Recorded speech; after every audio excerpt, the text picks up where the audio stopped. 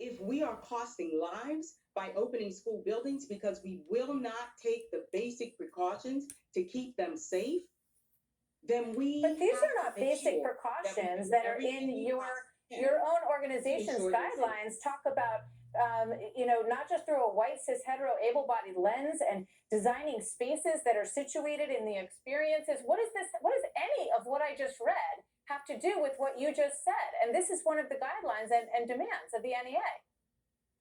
We have said from the beginning that we need to focus our resources and plans on opening our schools safely and equitably. That means that we want to make sure that we finally do something about the disparities in access and opportunities and resources for our students of color, those who are differently abled, those who have been marginalized by this society. We need to make sure I understand that those our goals. teachers I aren't understand the those only goals, ones Ms. Pringle, standing but a in lot the of people gap are going for to us. look at a situation that is desperate in terms of the basics, in terms of just making sure that the kids can get into the classroom, they can learn math, they can learn science, they can learn English.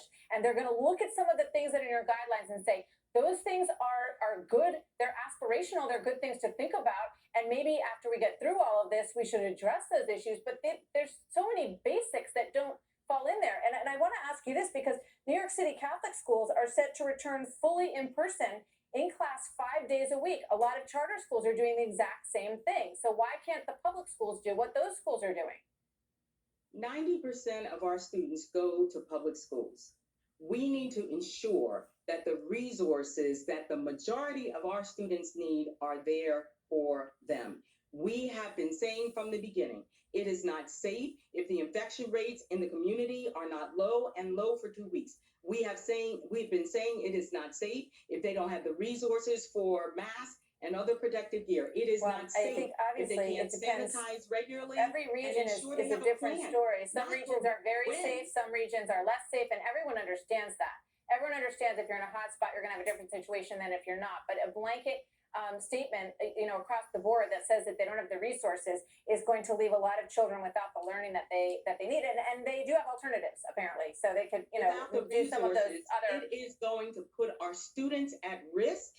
And we know because the CDC just revised their guidelines again to say that to reflect the reality that there's a 20% increase in the infection rate and the rate of hospitalization in our young people. We cannot stand by. Family should be able to make the decision and have an option for them. And I know that there's a lot of discussion about making that money portable so that they can make a different choice if the parents decide that's what they want. We all want everyone to be safe. Ms. Pringle, thank you for being here.